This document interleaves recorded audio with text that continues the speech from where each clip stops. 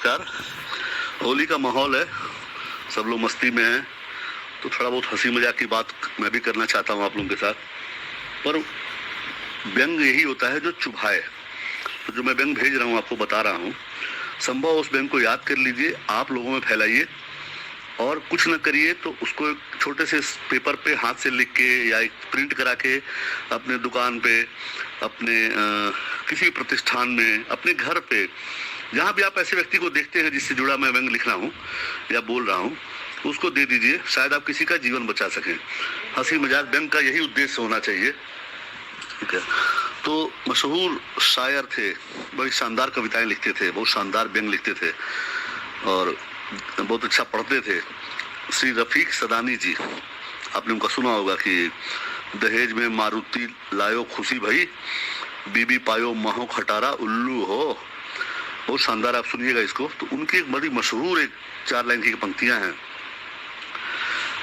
एक हाथ माँ हैंडल है, एक हाथ मोबाइल माँ। अक्सर लोग गाड़ी चलाते समय मोबाइल पे बात करते हैं, 2 पहिया 4 पहिया। हमको तो डाउट है कि जो ये प्लेन चलाते हैं वो भी मोबाइल पे बात करते रहते होंगे, एक हाथ से प्लेन को कंट्रोल करते होंगे। एक हाथ में हैंडल है। एक ड्राइवर मिला हमको अभी, उसने कहा भैया आप हमसे जो गाड़ी चला लीजिए। हम हेलीकॉप्टर बोला वो भी चला लेंगे, खाली एक बार कोई इनको गिरवा समझा बढ़ दे। ऐसे ही गाड़ी चलाते हैं, कोई डीएल फेल कुछ नहीं है, ऐसे बहुत चला रहे हैं। खासकर ट्रैक्टर ट्राली वाले तमाम मार्केट में घूम रहे हैं, उनको डायरेक्ट स्टीयरिंग पे बैठा के फिर ट्रायल कराया जाता है। उसी में एक आध लोग कुर्बानी दे देते हैं, पर वो ड्राइवर पक्का हो जाता है। एक ड्राइवर गाड़ी चलाते आ रहा था, नई गाड़ी, नया ट्रक था, नया ट्रक लिया। जैसे ही चला लेके 10-20 किलोमीटर, उधर से फोन किया अपने मालिक को कि मालिक गाड़ी पंचर हो गई है। बोला अरे गजब तमाशा है, अभी नई गाड़ी है, नया नया ट्रक है, नई उसका टायर ट्यूब है, पंचर कैसे हुई? बोला सर असल में बोतल पे चढ़ गई थी। बोला अरे गजब तमाशा है, तुम ड्राइवर हो, देखना चाहिए, बोतल तो दिख रही होगी ना। बोला नहीं असल में साले ने जेब में रखा हुआ था, हुआ कि अगले ने पट्टे के ऊपर चढ़ा दिया था बोतल। तो ऐसे से ड्राइवर मार्केट में घूम रहे हैं, इनसे बच के रहने की जरूरत है। खासकर जो ट्रैक्टर टाली चलाते हैं, जो नौछड़िए नए नए लौंडे होते हैं, इनको देखते ही डप से कहीं नाली नाला में कूद के अपना प्राण बचाइए।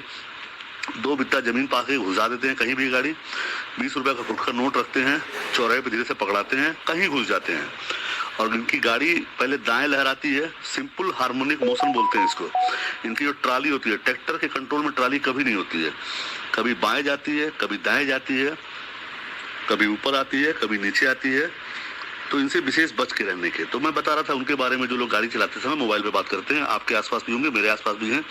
मुझे किसी का चेहरा ध्यान आ रहा है, उनको ध्यान करके 4 लाइनें पढ़ता हूँ महान रफीक सदानी जी को श्रद्धा सुमन अर्पित करते हुए कि एक हाथ माँ हैंडल है, एक हाथ मोबाइल माँ, और दिल लगा दिलवाली माँ, गाड़ी घुस गई नाली माँ।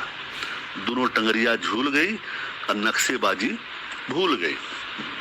अब जब उनकी दोनों टांग झूल गई तो भारतवर्ष में ये तो अच्छी बात है कि कोई भी घटना होती है तो पब्लिक तुरंत बचाने आती है। उस वक्त न कोई जाति देखता है, न कोई पात देखता है, न कोई धर्म देखता है, न कोई पंथ देखता है।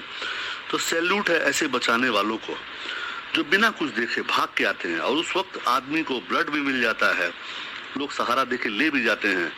मैंने वो फिल्म देखी थी 2 बीघा जमीन। मेरा आप सबसे निवेदन है, एक बार 2 बीघा जमीन जरूर देखिएगा।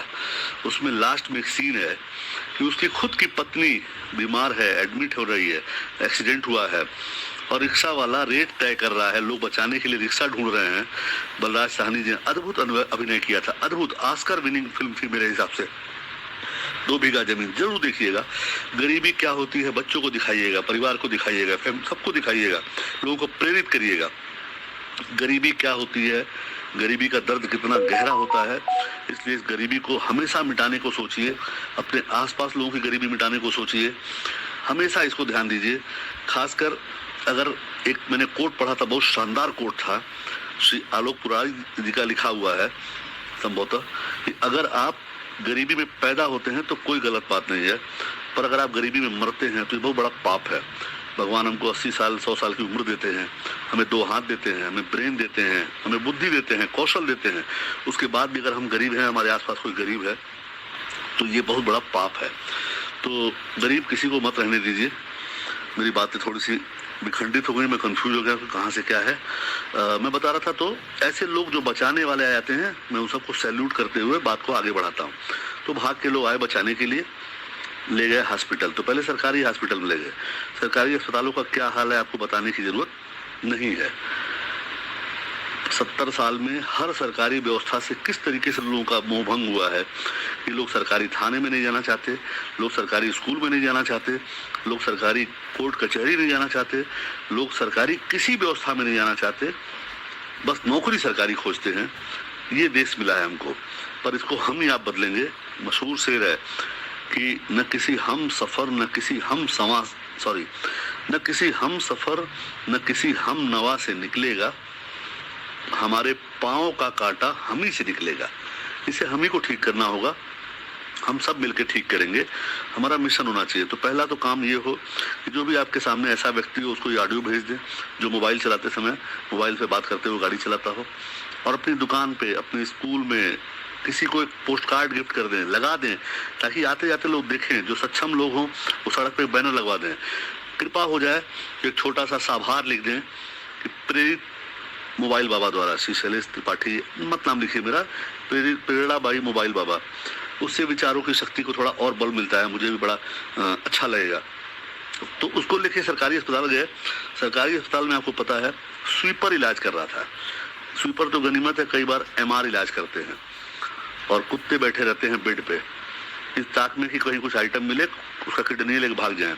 हालांकि किडनी जो भागते हैं वो वास्तव में असली कुत्ते वो होते हैं जो किडनी लोग ही लेके भागते हैं। ये बेचारे तो इस जुगाड़ में होते हैं कुछ खाने को मिल जाए। तो भाग के वहाँ ले गए। तो वहाँ वो सरकारी अस्पताल पे जमादार इलाज कर रहा था, स्वीपर इलाज करा रहा था। तो ये भाग गया। फिर दूसरे सरकारी अस्पताल गए तो वहाँ बाई चांस डॉक्टर थे। अब ये डॉक्टर भी कोई बता रहा था फर्जी डिग्री वाले हैं, खाली डिग्री है इनके पास, जुगाड़ से ये आ गए हैं। कोई बताने लगा कि नहीं ये जो हैं फर्जी डिग्री वाले हैं। कोई बोला नहीं ये तो है 0 नंबर पाके पास हो गए थे, पर इनका कंपाउंडरवा था वो बड़ा पढ़ा लिखा है, उससे इलाज कराइए। लेकिन अब डॉक्टर की कुर्सी पे वो बैठे थे तो इस नाते वो 0 वाले से इलाज हुआ या फर्जी डिग्री वाले से। उसकी प्रॉब्लम क्या थी, वो प्लास्टर जब बांधते थे तो बड़ा कड़क बांधते थे, लोग दर्द के मारे चिल्लाने लगते थे। पर जब हमारा ये हीरो गया जो अपना पैर टुटवाया था दोनों, एक तो अच्छी बात थी केवल एक पैर टूटा था, एक में लाइन फ्रैक्चर था, बहुत मामूली चीज थी। तो जब ये हीरो गया चुपचाप गया, बदवा के चला आया। तो लोगों ने कहा अबे तू तो बड़ा बहादुर निकले, तुम तो जरा भी चिल्लाए नहीं। लोग बड़ा चिल्लाए, बोले अबे हम तो इतना डरा गए लली कि हमारा दहिना हाथ टूटल, दहिना पैर टूटल, हम बायां पैर बदवा के चले ली, इतना डरा गए लली। अब इसके बाद लोग ले गए प्राइवेट में। प्राइवेट में आपको पता ही है कि प्राइवेट अगर आपको इलाज कराना हो तो पहले अपने पास एक कम से कम एक आदत जो सामग्री नहीं लिखी होती है, तो 1 बीघा जमीन कम से कम आपके पास होनी चाहिए। पूरी संभावना है कि वो जमीन आपकी बिक जाए। इलाज की गारंटी नहीं है, फैशन के इस दौर में गारंटी की इच्छा न करें। तो ये गया प्राइवेट में। तो प्राइवेट में डॉक्टर ने देखा, बाई चांस वो भी किसी बड़े डॉक्टर के पुत्र थे और किसी जुगाड़ से उन्होंने भी अपने बेटे बेटी को डॉक्टर बनाया था। तो ये बेटे के नज़र में ये हड्डी वाला मामला आया। तो पहले जैसे ही उस डॉक्टर ने इनको देखा तो तुरंत अपनी EMI याद आ गई, यार आज एक EMI का पैसा कटना है तो उतना तो इनसे निकाल ही लेना है। एक्चुअली वो डॉक्टर साहब हर साल एक प्लॉट खरीदते थे बेशकीमती, हर साल। ये अलग बात है कि ऐसे लोग जब जाते हैं तो कुछ भी ले नहीं जा पाते हैं, सब छोड़ के जाते हैं, क्योंकि कफन में कभी जेब नहीं होती है। तो वो डॉक्टर साहब जो हैं उनको EMI भरनी थी अपनी गाड़ी की। अपनी गाड़ी नहीं थी, दरअसल उनकी जो गर्लफ्रेंड थी उसको ऐसी कई गर्लफ्रेंड वो रखे होंगे, उनमें से एक की गाड़ी थी, वो उसकी EMI कटनी थी। उन्होंने कहा बस इसी से वसूल लेते हैं। तो पहले इसका मुआयना किए तो देखे कि पैर थोड़ा सा नीला था। तो बोले अरे तो गैंग्रीन हो गया है और इसमें तो पैर काटना पड़ेगा। तो सब बड़ा रोएगा, चिल्लाया नहीं भैया मत काटिए। बोला नहीं तो काटना ही पड़ेगा वरना मर जाएगा आदमी। तो पैर काटा गया। पहले नीचे, जिसको क्या बोलते हैं, पैर का निचला हिस्सा पहले वहां कटा, उसके पाँव, उसके बाद थोड़ा और ऊपर कटा, फिर नीला हो रहा था, फिर और कटा, फिर और कटा। तो एक साइड का पूरा कमर के नीचे का हिस्सा काट दिया गया। अभी दूसरा पैर नीला होने लगा, फिर आफत आ गई। बोला नहीं पक्का ये गैंग्रीन हो गया, इधर भी इन्फेक्शन आ गया, मैं इसीलिए कहता था पहले कट जाए। वो कटा तो फिर ऊपर कटता हुआ है तो पता चला और ऊपर नीला हो रहा है, और ऊपर नीला हो रहा है, कमर भी नीली हो गई। तो कमर के नीचे काटा गया, तब भी थोड़ा सा नीला रह गया। तब उन्होंने कहा अरे साला हमको तो समझ में आया, एक्चुअली में इनका जो जींसवा है वो लोकल है, वो कलर छोड़ रहा है। अब समझ में आया। तो इस तरह से इस कांड का पटाक्षेप हुआ। तो महोदय मोबाइल चलाते हुए, मोबाइल पे बात करते हुए गाड़ी न चलाएं, अन्यथा इस तरह से पटाक्षेप हो सकता है। मेरी आप सबको शुभकामनाएं हैं। जहां तक ये ऑडियो वीडियो जा रहा है, सबको शुभकामनाएं हैं। कोई भी इस स्थिति से दो चार न हो, स्वस्थ रहें, आनंदित रहें, शानदार त्योहार मनाएं। होली रंगों का त्योहार है। जो रंग नहीं खेलना चाहता उसके साथ मत खेलें। ऐसे भी रंग में कॉस्मेटिक्स होते हैं, वो नुकसान करते हैं। जिसे पसंद नहीं उसके साथ मत खेलें। होली के दिन दिल मिल जाते हैं, रंगों में रंग खिल जाते हैं।